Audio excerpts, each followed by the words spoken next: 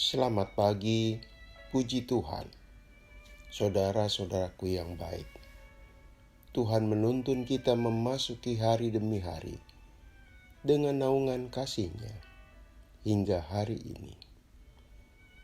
Firman Tuhan pembuka hari diambil dari Lukas 24 ayat 11. Tetapi bagi mereka, perkataan-perkataan itu seakan-akan omong kosong, dan mereka tidak percaya kepada perempuan-perempuan itu.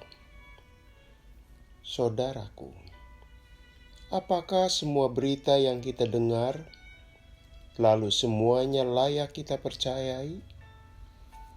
Tentu tidak. Kita menyaring kebenaran setiap berita yang kita peroleh.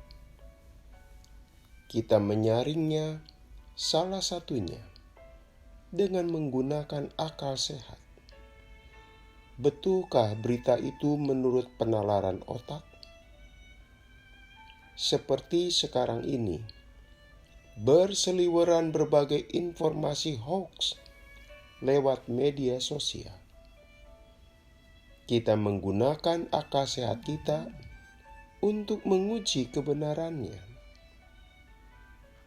Kita bersyukur kepada Tuhan bahwa kita dikaruniai otak atau akal, bahkan budi, untuk bekerja menguji kebenaran. Jika tidak, kita tak mampu membedakan mana sebuah berita yang benar dan mana berita yang bohong. Di zaman Kristus, belum ada istilah hoax. Sebuah kebohongan yang dibuat sengaja untuk menarik keuntungan atau membingungkan publik. Beda dibandingkan di era kehidupan kita kini. Setiap hari, ratusan, bahkan ribuan hoax diproduksi untuk menarik keuntungan politis atau merusak kepercayaan atas pihak tertentu. Meski demikian, zaman Yesus bukan berarti tidak ada orang yang berbohong. Juga bukan berarti tidak ada berita bohong. Kita lihat berbagai kesaksian dan tuduhan tentang Yesus, sehingga ia ditangkap, diadili, dan dibunuh. Itu semua adalah bukti ada yang membuat kebohongan tentang dia. Istilah hoax belum ada. Jenis perbuatannya telah hadir. Saudaraku, Yesus bangkit. Kita percaya itu. Kita mengimaninya bahwa dia mengalami kebangkitan. Pertanyaannya, begitu para rasul mendengar kabar dari Maria Magdalena dan kawan-kawan tentang Yesus yang bangkit, apakah spontan percaya? Ternyata mereka tidak serta-merta menerima berita kebangkitan dan mengamininya. Awalnya, mereka menilai berita itu tidak lebih sebagai omong kosong.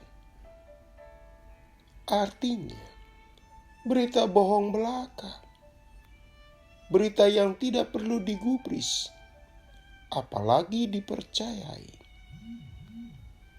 Ada dua hal menjadi sebab mereka berkesimpulan demikian. Pertama, tidak mungkin secara akal sebuah mayat bisa hidup kembali. Mati ya mati. Titik.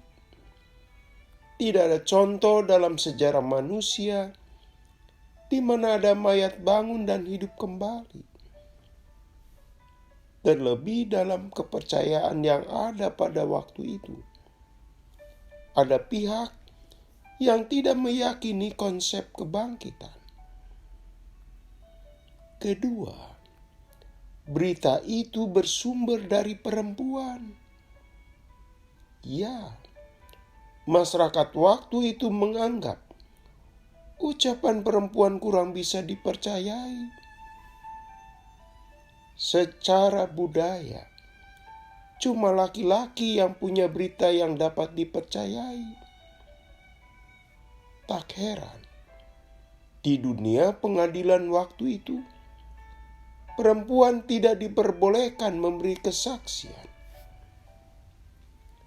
Berdasarkan dua hal di atas, berita kebangkitan karena itu seolah-olah berita tidak kredibel, tidak layak dipercaya.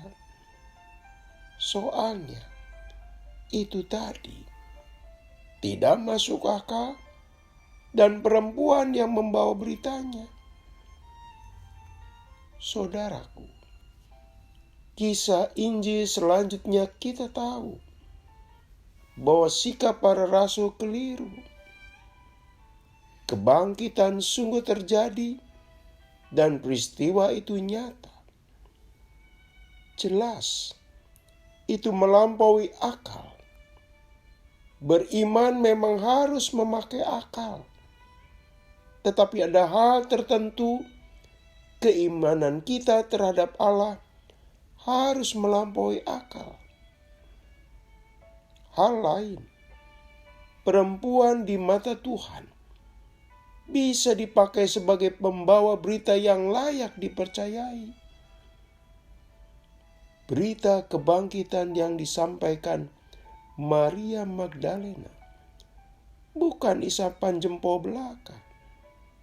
Infonya benar 100%, bukan hoax. Budaya yang merendahkan perempuan dalam peristiwa kebangkitan ditolak. Perempuan itu layak dipercaya. Malah mereka yang setia, yang pertama mengunjungi kuburan Kristus.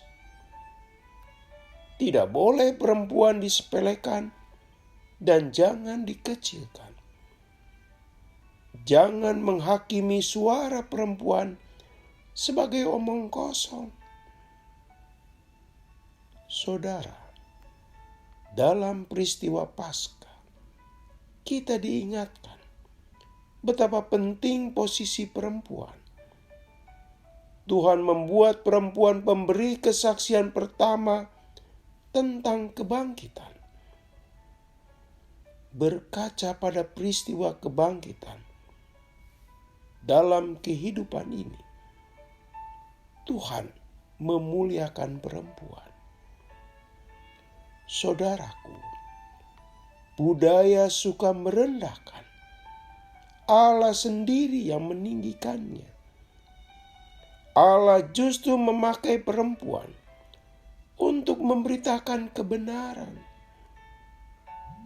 Hari ini, kiranya kita memuliakan ciptaan Tuhan, laki maupun perempuan, karena mereka sama ciptaan Tuhan dan sama mulianya.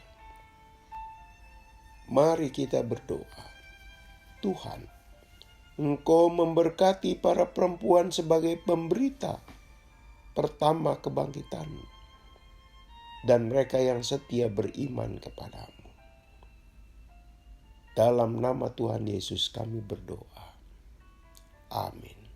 Selamat pagi saudaraku, selamat memasuki hari baru. Masih bersama Pendeta Emeritus Supriyanto. Tuhan memberkati.